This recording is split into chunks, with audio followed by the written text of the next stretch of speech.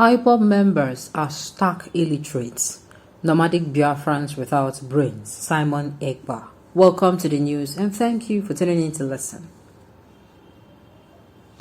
The illiterates are at it again. They are ranting and equating a movement for the liberation of nation to Adidas and Nike. Only stark illiterates and career agitators return Ipob into Adidas and Nike. Bunch of nomadic Biafrans paraded themselves as media warriors.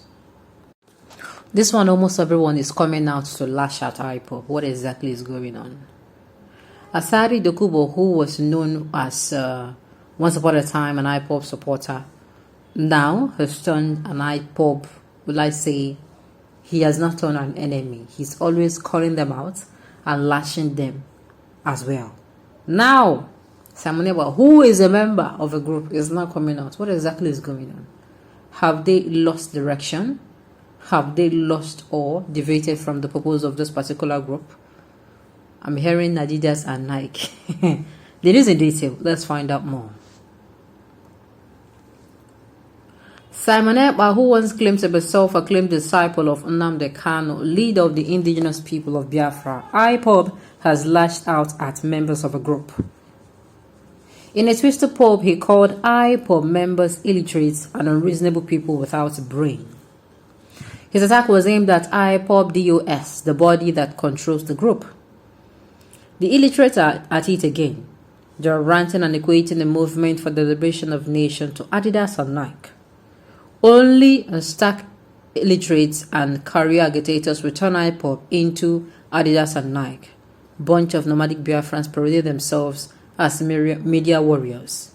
The autopilots are intelligent people, but what we have left on the side of the at real Ipob doors criminals, a bunch of unreasonable people without brain, who will use voice of Biafra ready to reset their brain. Well, like I said, they have been coming out to lash out these people. Is it that they have lost their way? Is it that, could it be that they are actually deviating from the purpose of, the group?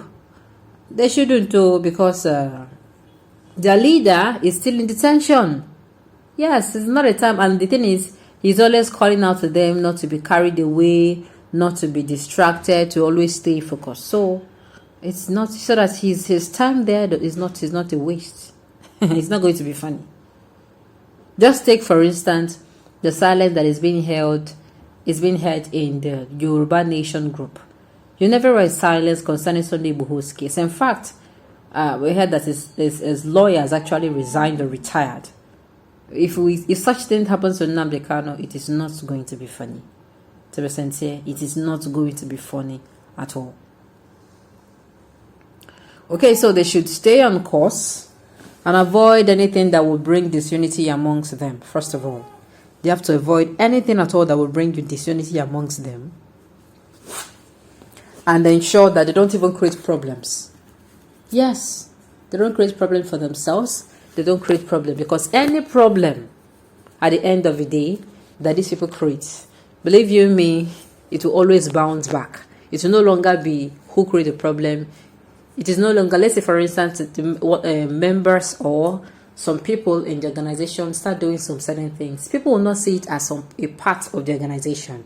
People will see it as this organization. This is actually what they have done.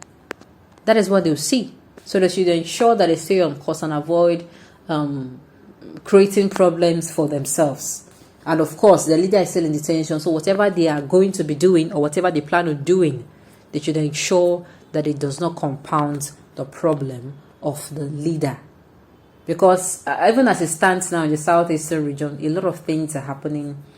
A lot of things are happening where violence everywhere, people are being killed, people are being arrested. And people are always coming out to point the accusing fingers at these people.